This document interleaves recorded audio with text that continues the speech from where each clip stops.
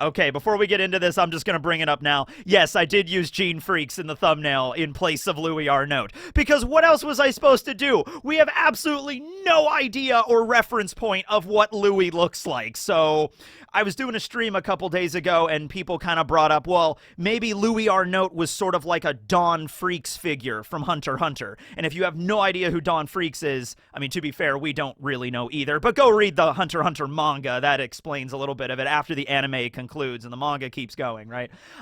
Don Freaks, kind of a mysterious adventurer, explorer type figure from a long time ago that journeyed into a new land. You know, that's basically the image he cuts. And so Gene, I think, also fits that description rather well. So I used him in place of that. He either looks like that or he looks more of like Indiana Jones, I was thinking. Maybe Louis Arnot has a cool jacket and a hat and a whip, and he's discovered the Ark and the crystal skulls, and he found the Dial of Destiny. Who knows? Yeah. But yeah, it was really easy. All I had to do was Photoshop Gon right out of Gene's life, and that was the simplest thing ever. Just had to plaster a book over him. That was it.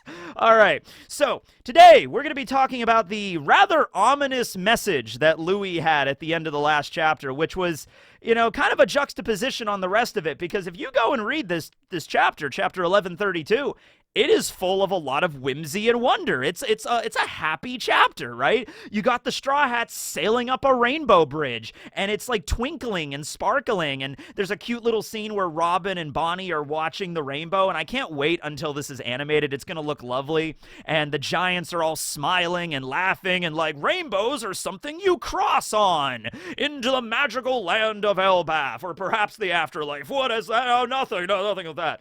Broggy brings up the Sunstone, the painter, and he's like showing this to Gene, and he's like, check it out. We could draw magical rainbow rivers. You know, it's like, wow, that's incredible.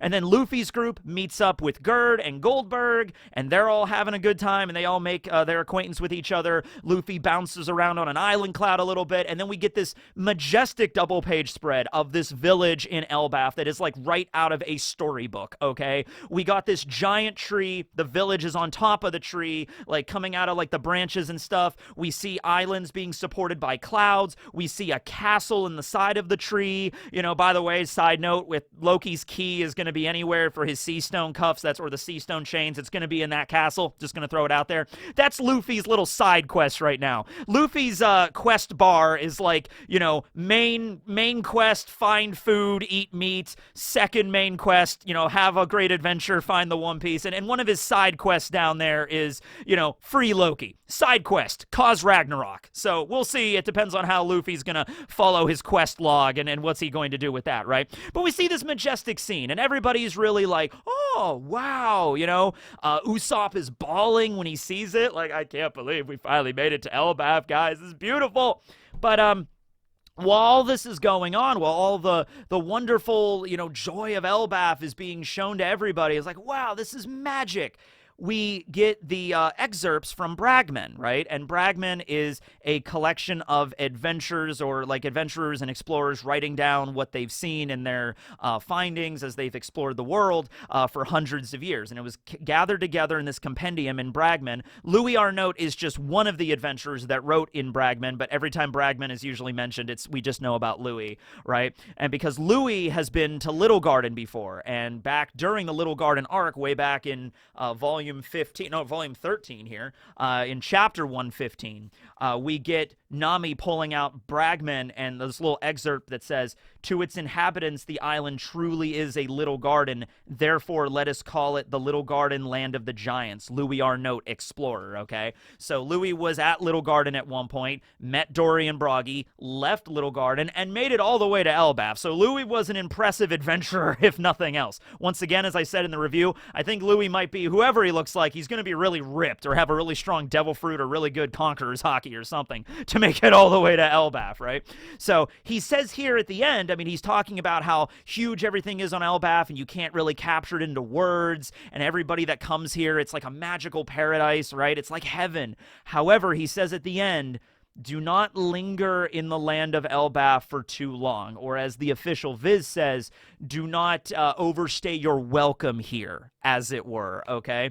So that kind of gives us a little bit of a, ooh, what's going on here, Louis? I mean, the Straw Hats do have a copy of Bragman. Like, Nami had one way back at, the beginning of, like, the Grand Line. Like, it's not a rare book or something. So I'm curious if that's all that Louis wrote down in the book, or if he actually was specific on why don't you stay here, Louis? Damn it, why does every explorer from 100 years ago have to be so damn cryptic? He's like, do not stay in this land for long. I will now not elaborate in the slightest. Just trust me on this, right? So that's got a lot of people thinking, like, what happens if you stay on ELBAPH for too long? And so that's what we're going to kind of go through here today. I got a bunch of different theories listed out because it could be literally anything, and it probably isn't even, might even be something not on this list. But whatever it is, I will say at least this much: the Giants are unaffected by this because this is their homeland. If there was some really big detrimental thing for staying on ELBAPH for prolonged periods of time, the Giants would have definitely succumbed to that by now. If it was something like that's going to kill you or trap you or mess with your mind or something like that, well, actually there is one option where it might, and we'll probably just cover that first because it's kind of the most obvious one. But yeah, I'm assuming whatever it is, human beings are susceptible to this, or anybody that's not a giant is susceptible to this, okay? So going into that, the first element of this, and we're not even going to get into anything magical yet. We're not even going to get into, like, you've wandered into the Fey realm and now you're stuck there for the rest of time or something like that. No, this is just a simple one, okay?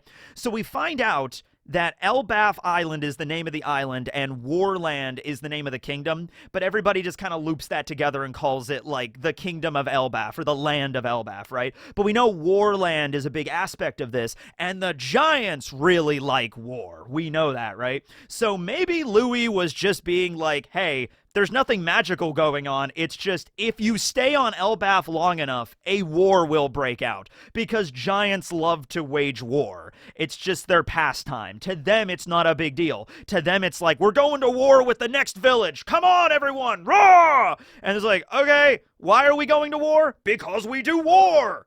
War! And it's literally called WARLAND, so damn, right? And so that maybe just increases the chance that, yeah, you're gonna die, because when giants are waging war with each other, if a giant, even if they're not being serious with the war, even if it's just like a war game type situation, yeah, a regular human would still probably die. Now, obviously, the Straw Hats are not regular humans. They're pretty superhuman, as a matter of fact. But still, like, that's something to be cautious of, right? And if the Giants were being serious, if it really was like, we go to war, we won't stop until we kill every other giant in that village. Now, that sounds really brutal, but, we don't really know that much about ELBAPH culture yet, okay? We know Dory and Bragi are pretty cool. I mean, they've been dueling for 100 years, so they're really serious about it too. And they respect strength, and the Straw Hats exhibit that, and camaraderie and all that stuff. So, and also Luffy is kind of the reincarnation of their sun deity. So there's also that to kind of like, oh yeah, Straw Hat, you're all right, you're cool. Your crew's fine with us, but like we don't know how else on ELBAPH, like how this works, right? Dory mentioned there were plenty of other villages on the sun level of ELBAPH, and you can't even see them all. So it might be like, oh yeah, that village is at war with that village, and we're currently at war with that village, and there's a lot of war going on here, right? Okay? We just love war. So, yeah, I mean, like, that might just be a reason there. You stay on ELBAPH long enough, you die because of all the war that's happening. Copious amounts of war. Oh, and then we also have Colin, or Colin. I'm just going to call him Colin from now on because, yeah, his name's Colin. Okay. The little kid that was at the pub, when Shanks was there, right? When Shanks was going to go out and deal with Eustace, Colin immediately was like, hey, wait a minute, Shanks. Is it a war? Is it a war, Shanks? Are we going to war? Man, I love war. It's like, yeah, okay, chill out there, kid. You know what I mean? It's like, yeah, that's how much everybody loves war in ELBAPH, right? So that's one of the more simple ones. Let's try to tackle all the ones that don't involve anything magical first. The next thing is it could be a disease that only affects non-giants on ELBAPH, right? So there could be some kind of like fungus or plant or some like virus or something that exists on ELBAPH that humans are susceptible to. Giants are fine with it, right? This also goes back to Strong World a little bit, where there was the daft green plant that existed in the movie on Merville, and that's like made Nami sick. It infected her and stuff. You got like those green blotches all over her skin and everything, right? So it could be something like that. Now, there is something, though, that's going to throw a wrench in a lot of these ideas, but it's also a good way of removing the things that don't make sense and leaving the stuff that is possible.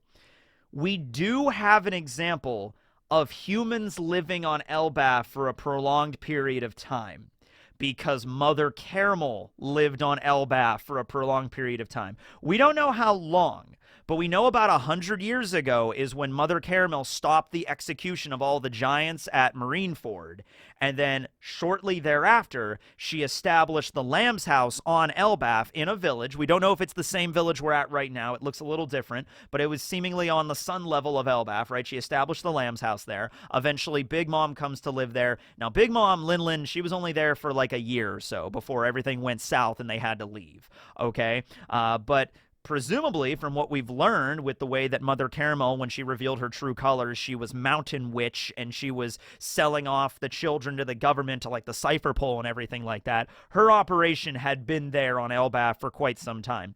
Mother Caramel was 43 years old when she stopped the execution of the giants at Marineford, and then by the time Big Mom joined the Lamb's House, she was 80. So that's 37 years. Maybe not all 37 years she was living on ELBAPH, but she had been there for quite some time, you know, ever since the stopping of the execution. So I'm going to say a few years after that, she was already firmly established on ELBAPH, setting up the Lamb's House and brokering the trafficking of these children into Cypherpole with the government. Like, that was already established there for at least a good 3 decades, okay? So, yeah, like John Giant was one of the giants that got brought over. The first ever giant to become a Marine was because of Mother Caramel, all right? So let's say at least 3 decades she was living there, all right? She seems fine. I mean, she was an awful human being. Maybe that's the thing. If you stay on ELBAPH too long, you turn evil.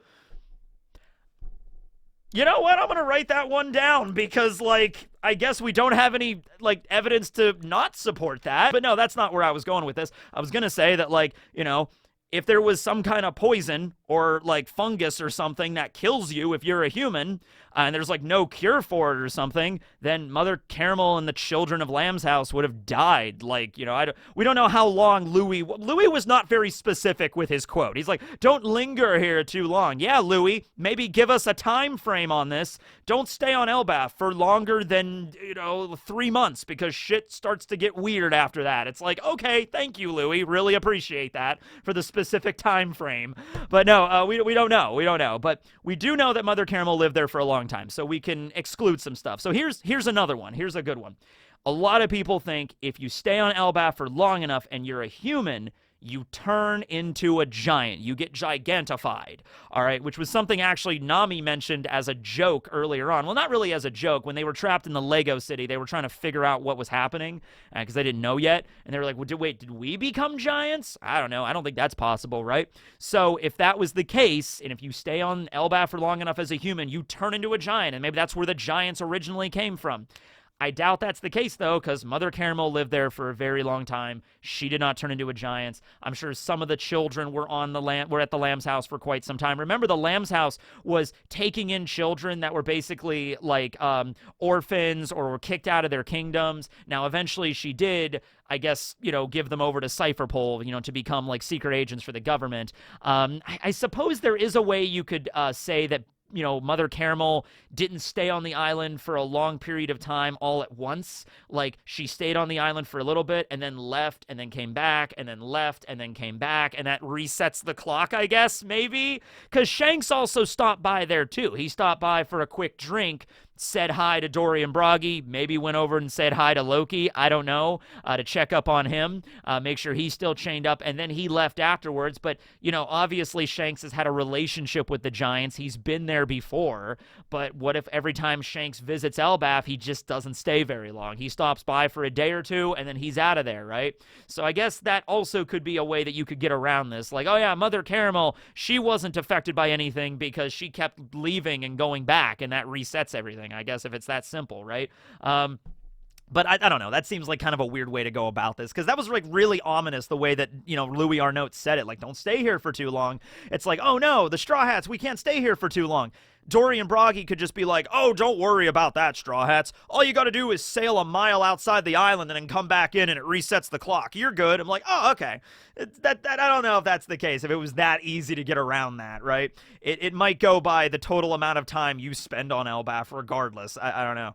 So it can't be, I don't think it's turning you into a giant. The disease thing I think is thrown out of there. Let's see, what's another one? Okay. Does anything on ELBAPH or the tree or we don't know exactly what this would specifically be, but does it mess with either aging or, in a larger sense, the entire space-time continuum, okay? So this could be, you know, let's look at it from the perspective of aging. Like, you age faster if you're on ELBAPH, because the giants, they age a little differently, all right? Their lifespans are about 3 times the length of an average human. Now, keep in mind, the Straw Hats kind of are stronger than your average humans and stuff like that, so this might not apply to them in the same way. But the giants live around 300 or so. And we know Yorl is like 400, okay? So that you could look at Yorl as maybe like the sense of like, hey, there's some humans that live super long. Like, they're like the oldest human, I think, lived to be like 122 or something like that. So that basically could be Yorl. Yorl's like 110 compared to other giants. Like, wow, he's really, really old. It's possible, you just don't see it very often, okay? So giants age differently. What if that's how it works with humans? But once again, I think the Mother Caramel situation kind of debunks this, because if she was 43 when she arrived on the island, and she was 80 years old when all the shit happened with the Semla and everything, she looks about 80 years old. She looks like an 80-year-old woman. She doesn't look like she's aged any faster or slower than you would expect for an 80-year-old woman to look like. So I don't think that's the case either. I don't think that's the situation either. But okay, if it isn't aging, what if it is something to do with actual time? Like, the tree itself messes with time flow. Okay. Once again, we would not know the ratios for this, but it's either one of 2 ways. Let's say 1 day on ELBAPH is equivalent to a month outside ELBAPH. Like, so you spend 1 day on ELBAPH, you leave, a month has passed everywhere else. That's one way this could go down. Or you spend a day on ELBAPH and you leave, and only like a second has passed on the outside world, right? Like, barely no time has passed at all. You might say, well, wouldn't the giants have noticed this? Wouldn't the giants have told the Straw Hats about this? Once again, the only real giants, I mean, they just met the new giant warrior pirates in the last chapter, right? They, like, just met them, right? Dory and Broggy have been fighting on an island for 100 years, so their sense of time is probably like, whatever, who cares? We've been fighting for the last century, right? It would be something, though, you think the giants would be aware of, and they would have told the Straw Hats. Like, oh, by the way, Straw Hats, just letting you know, you spend 1 day here, a month passes on the outside world. Or wouldn't they care? Because their lifespans are so longer anyway, that they might be like, you know, Straw Hats leave. It's like, whoa, 2 months passed, and we were only on ELBAPH for 2 days. What happened, Dory and Broggy? Huh? 2 months passed? Oh, yeah, that's right. It does that sometimes. I mean, 2 months to us is like, we're giants, man. We live 3 times as long as humans. We don't really care. And just like, to a human, though, that might be a little bit distressing. Even a year or 2 to Dory and Broggy, like, you stay on, you know, ELBAPH, you leave, a year passes, like, whatever. Like, probably most giants don't care. And then there's giants that just don't live on ELBAPH. There's giants that left. Like, all the giants that are part of the Marines, some of them might have come from ELBAPH, like, originally, but, you know, they ended up getting into the Marines somehow. They can leave whenever they want. Maybe that's why. Maybe some of the giants are like, yeah, we don't want to stay on ELBAPH because the time frame gets all messed up, so we're going to leave and we're going to settle somewhere else, and then we're going to live off the time that the rest of the world is on right now, okay? You know, same thing with Saul or whatever, right? So once again, not messing with your age. You're not aging faster or slower yourself, like a biological function. It's just time itself is warped around the tree, okay? So if that was the case, obviously, that would be bad. You know, if the Strahts spend like a week or so and they leave and a year passes on the outside world. One thing also to mention with that. So many people brought up like, hey, Loki didn't really mention Lola at all. You know what I mean? Like, the whole backstory with Lola and Loki and the marriage proposal, and that fell through, and it's just like Loki didn't even bring Lola up. Now, granted, Luffy only met Loki for a little bit, and I think Loki is more concerned of, getting the hell out of the chains than talking about, like, his lost love or whatever. He's just like, oh, Luffy, I haven't talked to anybody about Lola. But what if it's a thing where, like, Lola is 26, right? And Loki's been tied up for 6 years, right? Well, if time works differently on ELBAPH, what if, like, Loki's been there for, I don't see, this is the thing. I'm trying to figure out a way to explain how this could work. But is it possible that, okay, Loki and Lola, the marriage proposal falls through, Loki is sad, he goes back to ELBAPH, right? Like, 10 years maybe pass for Lola since that happened, but for Loki, it's like 30 or 40 years. Like, is there any way that could happen, right? He says he's been chained up for 6 years, which 6 years maybe for him, like, 6 years have passed from my point of view. But when accounting for the time warp and everything, it might be longer if it's outside ELBAPH or inside ELBAPH. I don't know. I'm just throwing that out there. Okay. Wibbly wobbly, timey-wimey stuff. Okay. Here's another one, and I thought about this just because I'm going through the different layers of ELBAPH, and so you have the underworld, and then you have the sun layer, and then you have the heaven layer, the heavy side layer, okay? And it's literally called heaven. It's literally the kanji for, like, celestial heaven. Like, that is the area. And we haven't explored that area yet. We haven't went to the top level of the tree yet. We don't know what's up there. All right, I'm just going to throw this out there, all right? Because the idea might be like, hey, don't linger here for too long because you might not want to leave. Maybe it's not a situation of you can't leave, but there's a situation of you don't want to leave.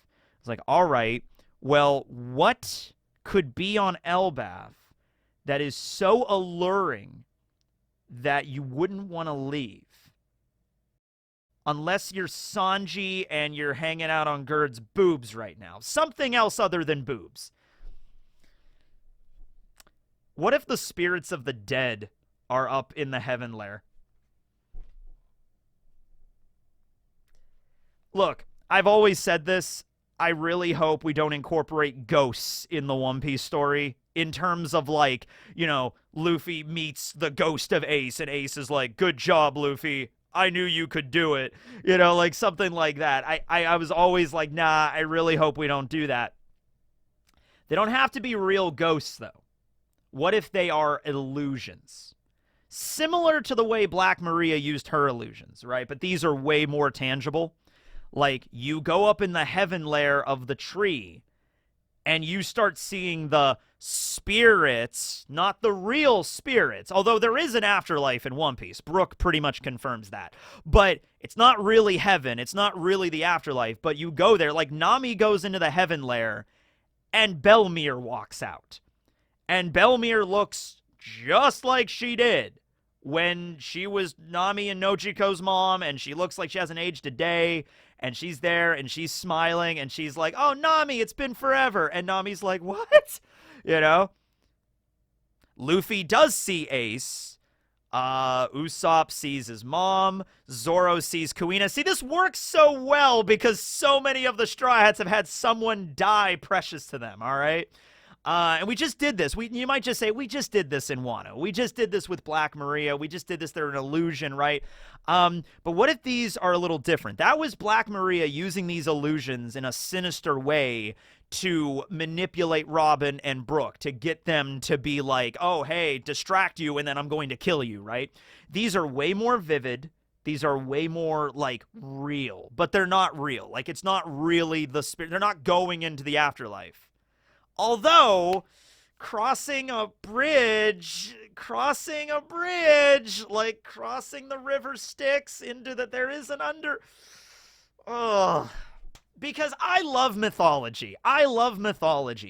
So part of me is like, I kind of want to see the Straw Hats go into the afterlife and see all the people that have died in this story and interact with them. And then they're like, okay, you need to go back now. This not your time yet. Like, Jinbei meets Fisher Tiger, and Fisher Tiger's like, Jinbei, You need to go back. You need to go. I don't know why Fisher Tiger's talking like this now. You need to go back, Jinbei. You need to go back. Just like, okay. All right, Fisher Tiger, I'll go back, right? Robin really does run into Olvia. Saul is there. What if Saul's dead and this is just his spirit? Ooh, no, that's probably not the case. That's probably not the case, right? Like Sanji would meet his mom. Chopper would see Hero Look. Frankie would see Tom. Brooke would see Yorkie and everybody. But once again, we just did this with Brooke of just like, oh, I've been alone for so long. I've seen so many hallucinations of Yorkie and everybody on the ship, so I'm not even, privy to that anymore. So ultimately, from the story that Oda is trying to tell in One Piece, I would say I'm against that idea. In a larger, like, fan fiction kind of direction, like the Straw Hats all meeting the ghosts of the ones that have died that are closest to them, and they get a chance to talk with them one last time. I'm like a fan fiction aspect, or like if it's not real, if it's like that's not really Ace's ghost, that's just like your perception of Ace being projected in this weird like heaven lair of the ELBAPH tree.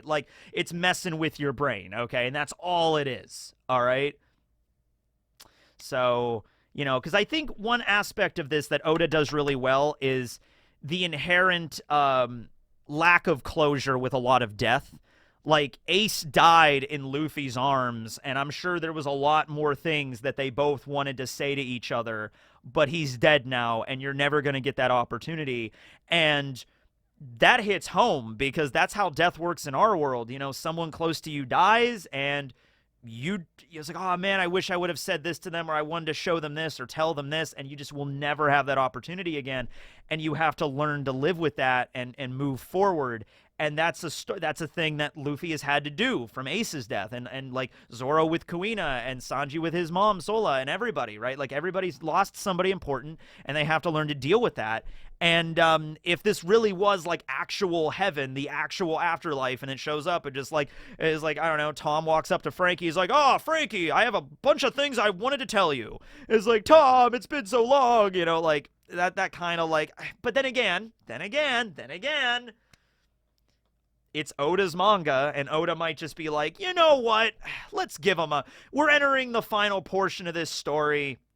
Let's let the Straw Hats have their closure with the people that have died in their lives, to give them some of that.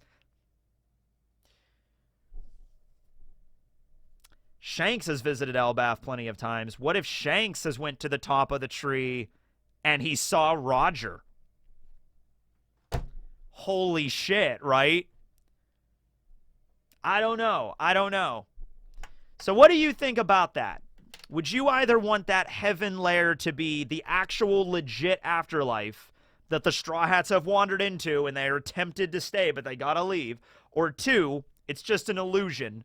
Or 3, it has nothing to do with that. Whatever's up in the heaven lair is nothing to do with spirits or ghosts or illusions. It's something else altogether. What would you prefer there? Let me know in the comments down below. At any rate, that's the video. That's all I got for you today. All these different ideas here. I'm a little bit split on I'm honestly kind of leaning toward the time thing. I just don't know. I'm not a physicist, and I don't know quantum mechanics. I'm not Ant-Man, so I don't know how the quantum realm time flow. I'm not the doctor. I don't know how this works, right? So there's potential there if Oda could make it make sense, which I'm sure he could. It's just that, like, right now I'm just like, I'm not really sure how that would go down. But it's either that or just the Giants' love of war, or maybe the heaven shit. I don't know. Anyway, thanks for watching, everybody. I don't have tree facts for you today. Okay, you know what? No, we got to keep up with tree facts. Hold on, I'll pull up the letter E really quick for tree facts. We have to keep going with tree facts. We stop and we fail. That's how this works. Okay, this is a tough one. I have a choice between elm tree, eucalyptus, elephant apple tree, that sounds fun, the evergreen oak, the English walnut. Oh, this is tough. You know what? I like the Nightmare on Elm Street series. That's the first thing that comes to mind. Elm Street, elm tree. So we'll do the elm. Yeah. Okay, pretty cool stuff I found out about the elm tree. All right. So there's three basic species. You got the American, you got the English, and you got the Siberian elm. They grow up to 60 to 100 feet tall. Very big, very nice looking trees there. Birds can nest there. I think that's going to be a common thing with most of these trees. Did you know birds tend to nest in trees? Although I would imagine there's certain trees that birds avoid, so we'll look at that. Now, beetles will also make their homes inside of a tree, which might not seem that unusual, except there is a specific disease called DED, which is, what was that called again? Dutch elm disease, all right? And it is spread by a type of beetle that will just ravage the tree and block off its water conducting tissues, and the tree will die. So a lot of the North American elms have actually been devastated by this disease. There's attempts to like crossbreed with other plants to make it resistant to this, or just remove the infected trees altogether. But yeah, DED, something that can, wipe out a good chunk of these elm trees. In Greek mythology, they're symbolic of Orpheus, so that's like life and death. We've noticed like a lot of trees. This is like the fifth tree I've talked about, and pretty much every single one of them is like it represents death and renewal. It's like, yeah, it's like pretty much, yeah. But hey, that's the elm tree. So go out and plant an elm tree today, and make sure it avoids Dutch elm disease, I suppose. Man, I can't wait until we hit Arbor Day. If we're still doing this, I don't think we're going to be doing this at Arbor Day, but if we're still doing this at Arbor Day, oh man, it's going to be nuts. All right, thanks for watching, everybody. Go to that new end screen, flying in space with rainbows.